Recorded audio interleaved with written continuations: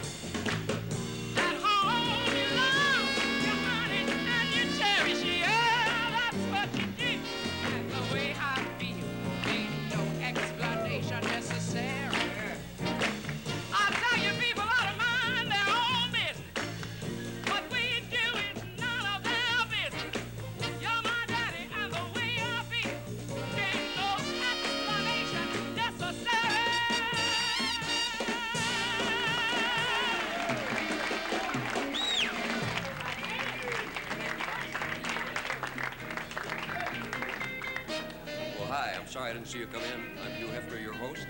You've really arrived just in time because it's going to be a wild and swinging evening. A number of friends are here. That was Della Reese, who's going to sing some more for us a little later on.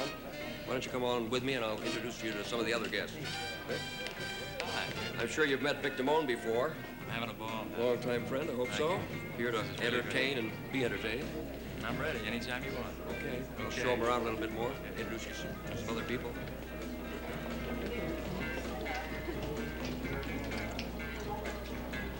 Roman, Sharon. This is the very beautiful Sharon Tate, I'm sure you've seen in films, and her husband, very talented Roman Polanski, best known for his original film, Knife in the Water. She wrote and directed, and he's also responsible for Rosemary's Baby, the picture. And I think maybe a little later we'll get a chance to sit down and talk a little bit about sex and films. And anytime. I really enjoyed you in Valley of the Dolls. You're really wild that film. The whole thing in terms of sex and films is interesting, and maybe we'll get a chance to chat about it. Good. Pass some food out and play the host. Bye-bye. Yeah? Yeah. Lectures are here. I gave it the office. No, I mean the property. I know. I'm glad they're here in the group. Hello. King Hefner. There he is. Yeah, I brought you a little something to nibble on. I'm working on my last Toddburn thing. I see. Well, we've got here three of... Excuse me. Oh, it's for you, Don. You gotta do Hello. It's for you, Jackie. Hey, don't talk to me that way. You kidding me? Hey, you're gonna break his phone. Oh, I didn't know that. Does anybody care for a little patisserie around here? Care for something you still into?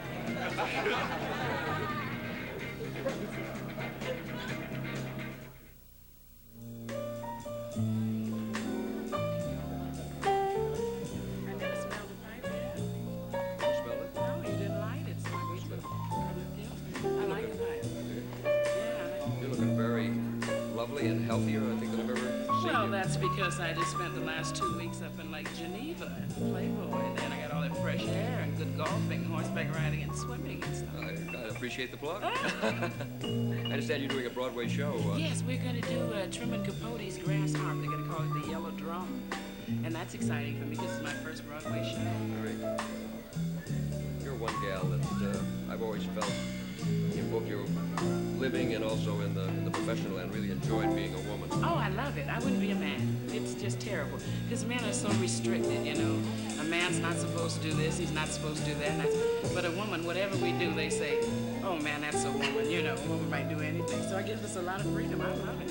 I guess a woman kind of gets the best of both worlds today, both kind of being protected and also... Gonna do another song for us? I'd love to. How do you do?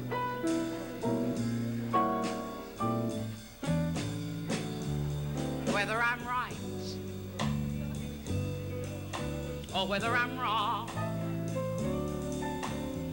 whether I find a place in this world or never really belong, I got to be me. I got to be me. What else can I be? I got to be just what I am. I want to live, not merely survive. And I will not give up this dream of life, because this dream keeps me alive. I got to be me. I just got to be me. And that dream that I see, that's what makes me what I am. Oh, that faraway cry, this whole world of success, that's what's waiting for me if I have nerve enough to heed the call. I won't settle down. I will not settle for less. As long as there's half a chance, Lord knows I got to try. And I'll go it alone, if that's how it must be. How can I be right for somebody else if first I'm not right for me? I got to be free. I've just got to be free. Daring to try. I'm gonna do this or die. I've got to be me.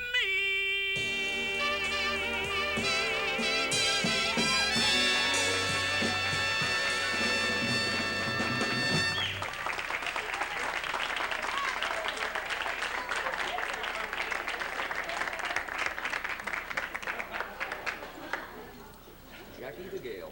Hey, how you doing, Hef? I think you overdressed for the party, but it's a nice party anyway. Some wonderful people. Prince Valiant, it's good to have you here. And a lovely girl. And Don Adams would have used him on the show, but he shouldn't have worn a brown suit. But it looks nice. And, you know, I was thinking about it, you know, being at the party. I remember, you know, I was thinking about the first time we met, you know. I'll never forget, it was in Chicago. It was Lake Mead. And I remember I was out on the water fishing, and you walked past the boat. And I don't know, it was kind of a nice day. I remember that, kid. And you had the pipe, and you kept it above water, which I thought was really great. Good taste. Yeah, it was good taste. Did you ever think of walking around in the snow and becoming a Hallmark greeting card? Because you really look, you're looking nice, and that's really, I'm very happy about this whole thing, you know. I'm not overexcited, but I'm trying to get to the point where I will be. Because so far I've been living a quiet life, you know. I've been traveling a little bit. Coming here, though, I thought if this party would take place in Sweden, how wild it could have been. We could have been here naked, you with the pipe and the boat. Me, my chubby little belly, him with the hair. We get a guy with a beard and send him out for coffee. That would have been nice. I've been having an interesting few weeks, though. I've been relaxing. I went to a ranch, one of communal ranches where everybody walks around and naked and they cook health breads for Haight-Ashbury. You know, I went to that before. No. Oh, I didn't tell you about that. No, I went to a ranch. It was in people. It was past Mill Valley in San Francisco. And everybody was on 4th of July. They came with trucks from the colleges, and they were all baking. And this little girl, about 18 years old, beautiful girl, she came over to me with light blue eyes, the Paul Newman kind of eyes, you know. But it was a girl. It was a girl. Yes. And she came over to me, and she was really nice. And she told me, this is a place where you'll find love and God, you know. And she was nothing on, and I liked, and love and God and God. And she didn't know that I was a passionate atheist. But I had a wonderful, you know, it was kind of nice, you know. I enjoyed it. That's why I went into show business. I wanted to meet girls. Of course, that's why I like Playboy, you know, and I worked there. I started to recognize the bunnies by their faces, you know. I got to know them well. But I remember when I first started the show, I never thought I'd get a delayed laugh. That's different at a party. You get that in a nightclub late in the morning, but not at a party. But I did. I used to get booked in places like Waterbury, Connecticut during the flood period. Places like that. You know, Hep, I used to work towns that were so small, the head of the mafia was a Filipino. And I kind of wanted, you know, something to happen. And we used to get these weekends. We'd meet on Broadway on Wednesday, and we'd talk about the girl singers on the show. Like they say to me, Jackie, who you working with? I say, Judy. 6 fellas would tell me about Judy. She's wild, you only need 2 rooms, she won't leave you alone. And I was always quick. I go, oh, yeah, you know, a little quicker, thing like that. And the 7th week, I got booked, and she got another job. And the agent told me to pick up the new girl singer. So I figured I wanted a chip for gas. I paid a toll on the Parkway, class moves, you know. And I get to the corner, she's waiting with her mother. Her mother looked like an SS trooper, hair in her face and cracked sunglasses. And they both had huge crosses outside their dress. Forget about sex life. At least you know bats won't attack the car, you know. And that's when I decided I got to Vegas, and I started to work in Vegas, you know.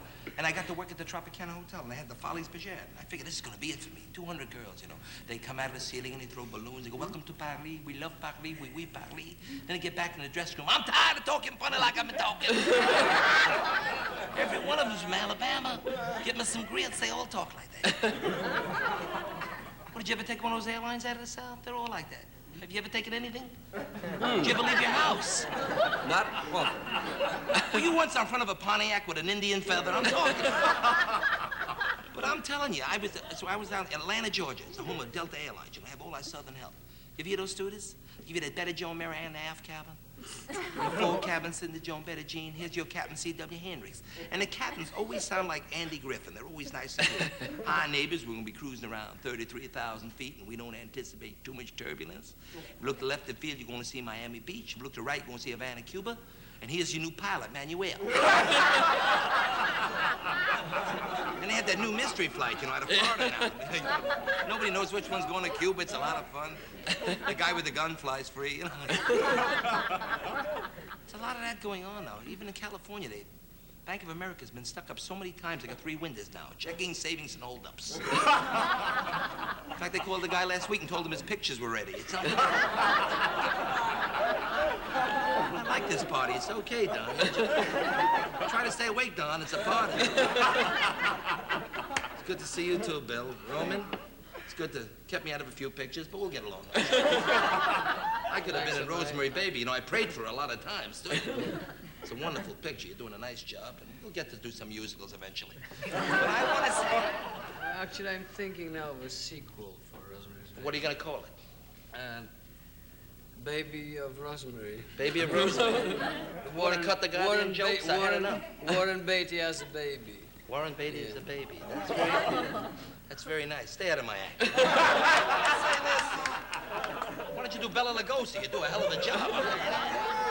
See, the Vampire Thursday. You do a musical finish with a cape got my claws. My tie. You smoke, Hef. That's great. You're listening. I love it. Light your I can do both. And I know what you're smoking, too. But I'll... Send out a signal. Tell me if I'm doing good. 2 puffs, 1 if I'm going good. But I tell you the truth, I really enjoyed being with you, but I have to leave now because I left the girl at the other side of the party. I got to cut out. I'll see you a little later. All right.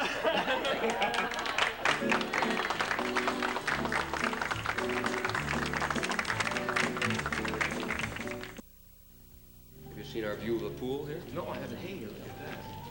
Where do the girls go by? Right about They're there. there.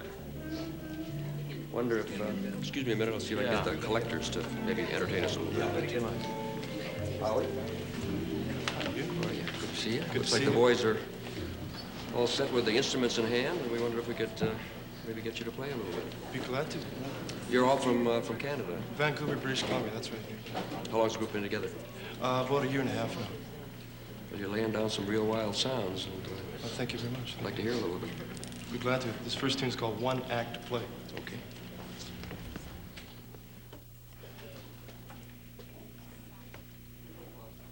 Are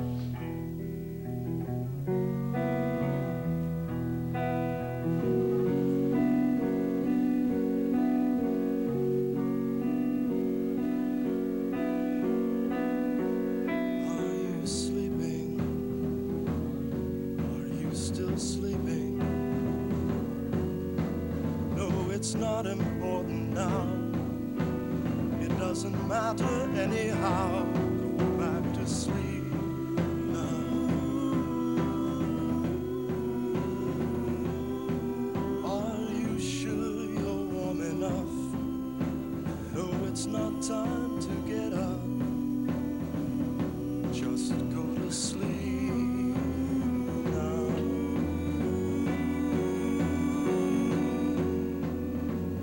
No, it's nothing. I said nothing. The same thing happens every night. We go to sleep, we never fight. What is happening? What is that? Oh no, what have I done to you? Why do I do the things I do? Why do I do it? I've been thinking, stayed awake all night. I wanted to say this just fine, but there's no way.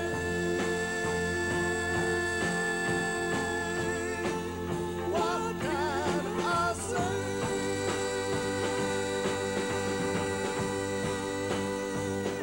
There's no way, because we're in the one-act play.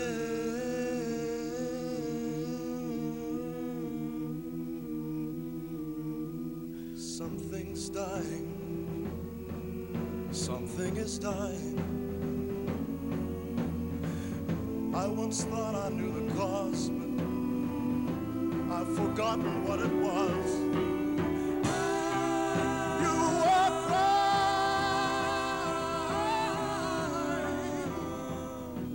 You were crying in your sleep. I watched the tears roll down your cheek. You were crying. I've been thinking, I stayed awake all night. I wanted to say this just right, but there's no way.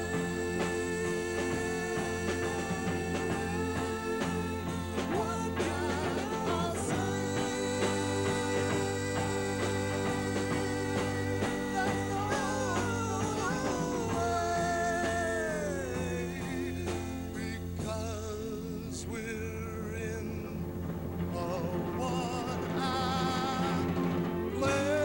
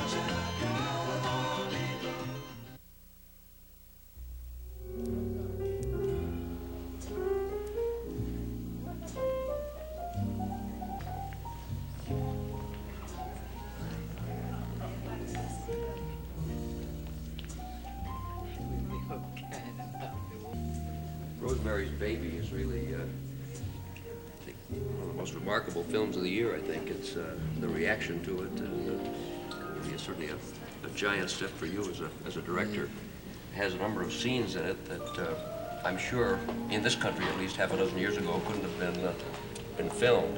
Do you think that this trend that we see going on now towards more frankness, more boldness related to sex is going to continue? Well, I think so, at least for some period of time, because within civilization, these things somehow comes back and goes away again. In cycles? I mean, yeah, in cycles. I mean, people were walking naked already in different civilizations, which were not very primitive. And I don't think that a few years ago you couldn't see things like that on a screen, but you couldn't walk in the mini dress either. I mean, not so far ago, how many years ago? I was arrested on a train. Where? Going to Italy when we were shooting. And I was in a compartment with the windows closed, you know, and my dress was like to here. I said, if you stop opening the windows and looking, I said, you wouldn't even know I had a short dress on. It's incredible. It was 3 years ago, but you were arrested here for wearing bikini on It's hard to realize, as a matter of fact, America was so far behind Europe. I think not until 3 or 4 years ago did the bikini really gain acceptance on public beaches. Now, nudity, I think, is something that in America particularly, we've always had a hang-up about. Sex has become more permissive in films and in books, etc. But really, only in the last year or two has nudity made any real appearance in U.S. films. Yeah, in America. How does an actress as beautiful as you are, how do you feel about doing nude scenes in a film? Well, I feel that if it's a real scene and it's an honest scene, and if it's something where you're stripped naked, that you would be doing naturally, you know, making love, which is natural, taking a bath, you know, that's lovely, you know. In other words, if it has an authentic, legitimate reason for it, it's beautiful. But if it's contrived, you know, then it becomes vulgar. I've always had the feeling, to some extent, that the rationale of the legitimacy of nudity in a film is a sort of hangover from the old notion that nudity needs an excuse. Something contrived in a film, of course, is artificial and poor just because it is contrived. But it's amazing how many real hang-ups in our Puritan society we do have related to sex and to nudity especially. Well, this is very Puritan society, you must realize, and that's how it grew up. That's the way it took. But speaking about films and the reasons for nudity, since me personally, I'm interested in rather realistic pattern of the movie, even if I'm telling an absolutely unrealistic story. I avoid nudity for nudity or sex for sex. Yet, in a different kind of picture, I don't have anything against it. Basically, I have nothing against any sex and nudity in any form of art or literature, because I don't think it can make any harm to anybody. How do you feel about violence in films? Well, I don't feel that violence can make any harm to anybody either. And I think that this sudden awakening of some of producer circles in Hollywood, etc., and sudden violence against violence is just the bad feeling that they have about the things which are happening in this society. And they are looking for some little phony excuse. I do not believe that any violence on television or cinema screen can inspire violence. I don't think that I don't believe in the idea monkey see, monkey do, you know. Many sociologists, as a matter of fact, seem to feel today that scenes in films or TV can actually act as a catharsis, can actually relieve the tensions. I'm positive. I tell you what I think is really dangerous, and what kind of violence can inspire violence It's the sterilized, the Hollywood type of violence. I mean, in typical Hollywood Western, they excite you during an hour and a half. They tease you against this bad man who beats everybody, and he's so nasty, and you can't stand him anymore. And in the last moment, the good man with white heart comes and draws and bumps him off without any blood. It's a very clean job. And somehow, subconsciously, from the kid, it develops in your brain idea that when somebody bothers you, you can take judgment upon him, and very easy you can get rid of him without any blood, without convulsions, without vomiting, without... I saw war, I saw violence, I saw all of the things that didn't make me more violent. I can't stand blood, I can stand blood in film because I know it's pain, etc. And this is an amusement for me to do violent scenes. But I do not believe that it can inspire violence. Besides, you know, suddenly they say that this is so popular, you know, that film is such a medium that reaches everybody. But violence without our society has an old history. In any Catholic school, you see a man nailed to a cross with blood dripping from his side and from his head. You see the whole, the most popular book, especially in this country, is the Bible, when every second page you have unbelievable descriptions of violence, you know, and so I do not believe that suddenly cinema can make a little bit more. And nudity as well. Well, one of the things that's amazed me in the point of view of the censor is the way that so often sex and violence are linked together. And it's always seemed to me that violence and hate were on the one extreme as the evils of the world, and that sex and love existed on the other extreme and were the things that make life worthwhile. This is right. Well, here is one area that I believe can be sometimes harmful for the society. It's connection of violence and sex. I agree. You know, because I don't believe that the violence itself can inspire violence, but sex certainly does inspire sex. Watching sex on the cinema. When you put those two things together, you can have a result.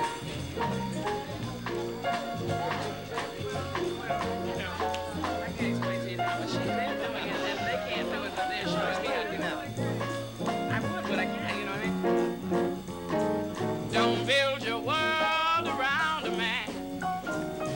Don't build your world around a man. 'Cause if you discover he's someone else's lover, pop goes the world. Pop goes the world. I know because I built my world around a man. Oh, don't build your hopes up to the sky. Don't build your hopes up to the sky. If that talk you're buying is just a mess of lying, pop goes the world. Pop goes the world.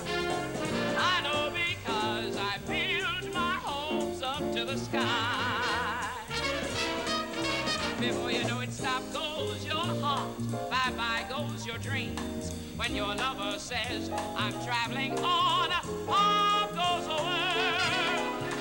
Oh, but if you're just wild about your man, if you're just wild about your man, don't you turn your nose up, love him when he shows up, and pop goes the world. Pop goes the world. I know because I'm wild about my no-good man. Before you know it, stop goes your heart, bye-bye goes your dreams. When your lover says, I'm traveling on, pop goes the world.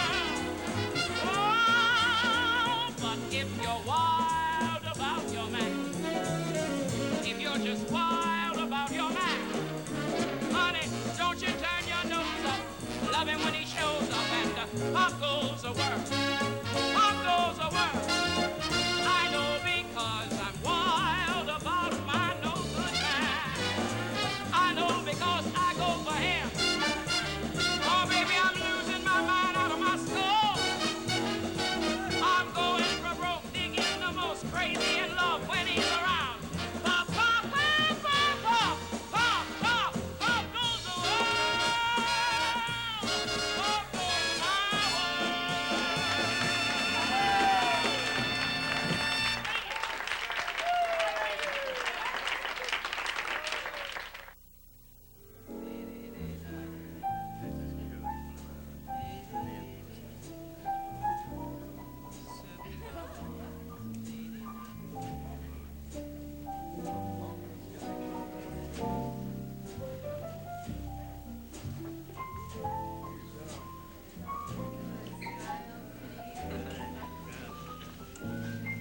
Listen, we'll have the money for you the first of the month, the rent.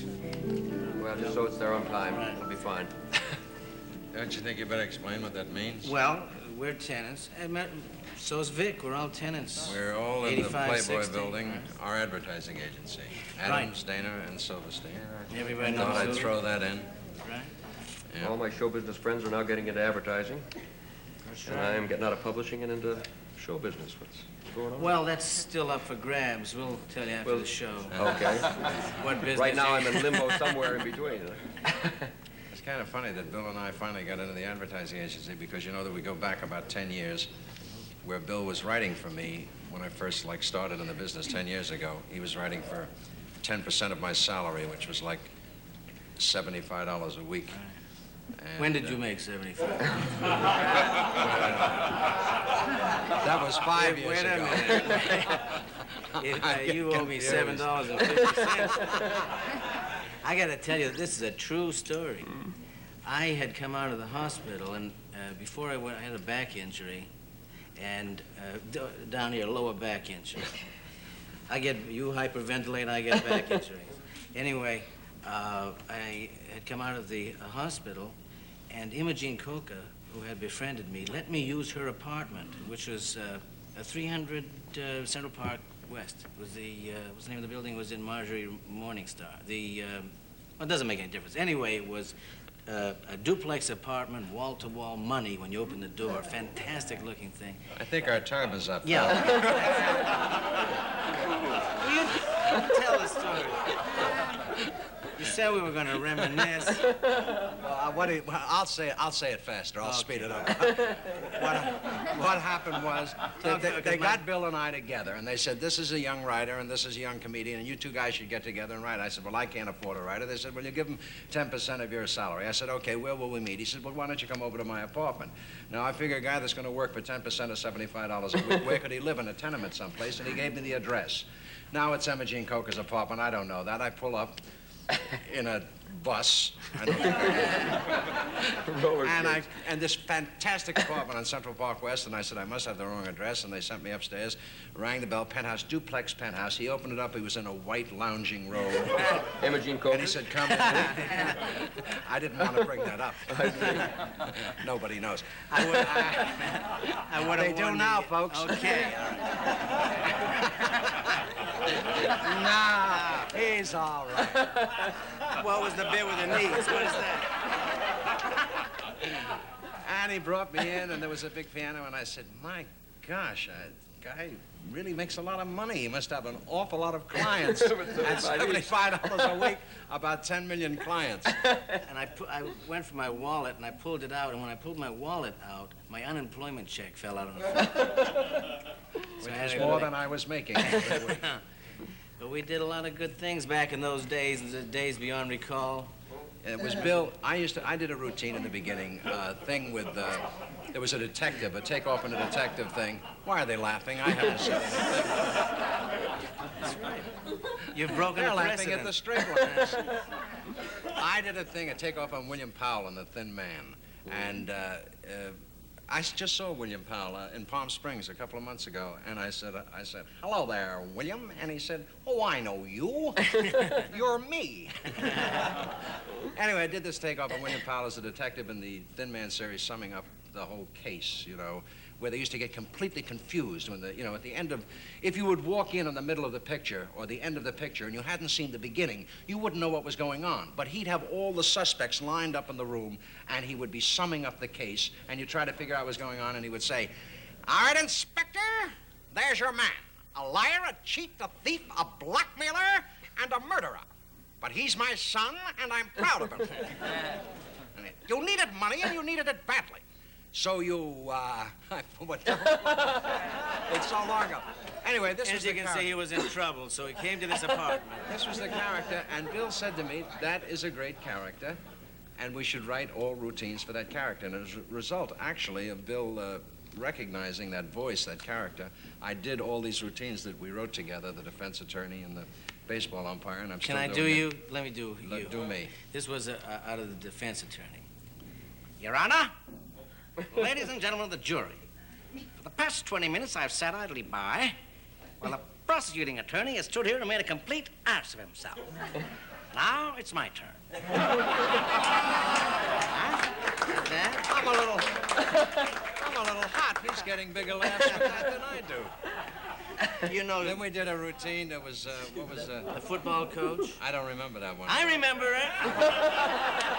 That was all my routines. Go ahead, I want to hear my act. My old act. Don's real name is Yarmy, Donald Yarmy, and my real name is Zathmary, Bill Zathmary. We're both Jungarian Hughes. He's copped out recently. He's only half and half. He had to go along with his wife, who's a co-religionist of many of you Catholics out there. At any rate... Hurry it up, Bill. Yeah. We're almost finished. Okay. Anyway, we used his real name in this line from the football coach, and my real name. Now, Yarmy, you're a good end. And Zathmary, you're a good halfback. And a good end and a good halfback go hand in hand. But not on the campus. Remembers every line he ever wrote. I forgot that routine I don't want to completely. bug you, but Imogene Coco called. She wanted the apartment back. Then we're going to take care of it. By the way, I think we don't... How about the robe? Do I get No, you keep the robe. In case you join a roller derby. But anyway, I think we ought to get together because I think Vic's going to sing, and they wanted us to come out and catch him. Hey, Vic, you think you're Is that my son, Vic Dana? Oh, your boy Vic Damone. Oh, Vic Damon. Vic Damone. Yeah.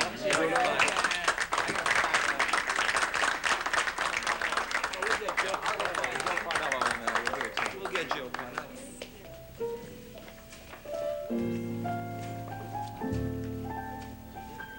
Where's Joe Parnello? I think we're on. Joe Parnello's on piano. Yeah, let's see. Hear my voice, where you are. Take a train, steal a car. Hey, let's do it again, one more time, Joe. Hear my voice, oh, hey.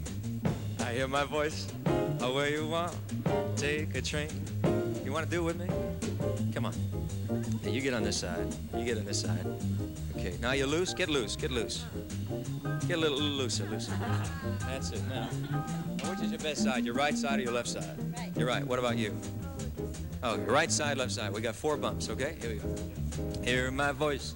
Where you are? Take a train. Steal a car. Very good. Let's get Hugh Hefner up here to do one. Come on, yeah. Okay, now here's what we do. Now, I want to see you get loose. Get loose. Yeah. Do it. Yeah. Okay. Now, which is your best side? Your right or left side? Right. Okay. We go. Here we do. Watch. Hear my voice. Okay. There we go. Hear my voice. No, the other way. Hear my voice. Where you are. Take a train. Steal a car. Hop up freights. Grab a star. Come back to me. Catch a plane. Catch a breeze. On your hands. On your knees. Swim or fly. Only please come back to me. On a mule. In a jet. With your hair in a net. In a towel wringing wet. I don't care. This is where you should be. From the hills to the shore, ride the wind to my door, turn the highway to dust, break the law if you want, move the world only just, come back to me. Blast your heart, hear my call, must I fight? City Hall here now, damn it all, come back to me. What on earth must I do? Scream and yell till I'm blue. When will you come back to me? Have you gone to the moon, the corner saloon, or to Racket's room, mademoiselle? Where the hell can you be? In a crate, in a trunk, on a horse, on a drunk, in a rose or a van, wrapped in mink or saran.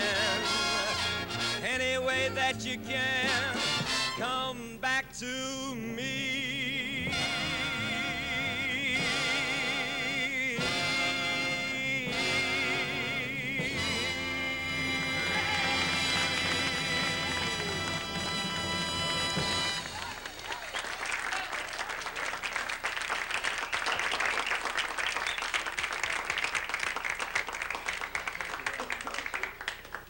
here we are having a party, and we're having such a rough time around the country, around the world. So much unrest. I'd like to sing a song and dedicate it to the times. If we could only have more love for each other and a little more friendship.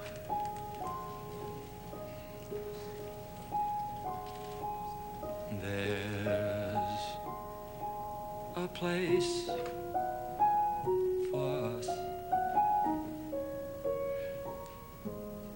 somewhere, a place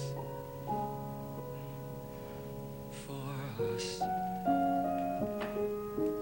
Peace and quiet and open air. Wait for us somewhere.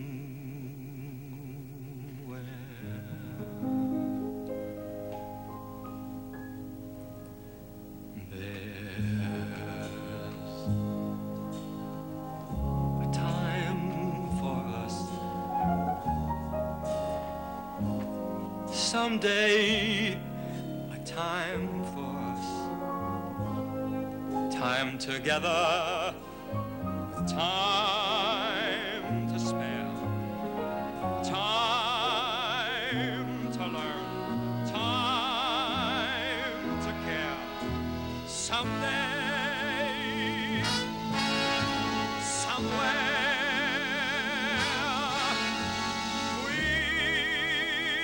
we'll find a new way of living.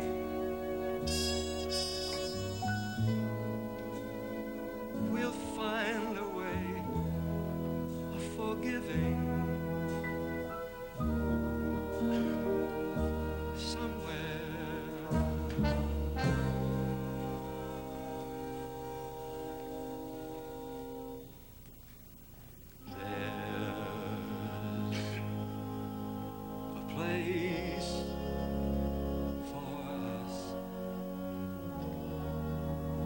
A time and place for us.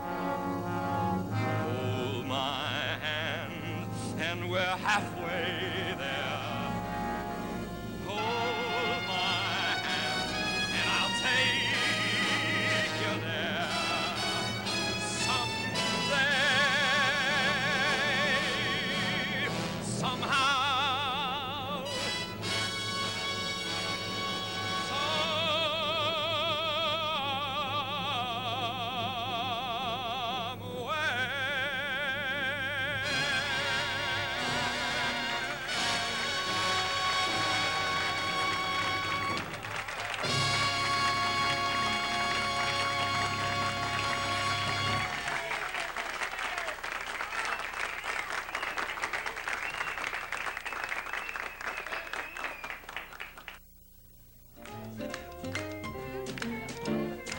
We've come to the end of a swell evening. We've had a great time here. We hope you have too.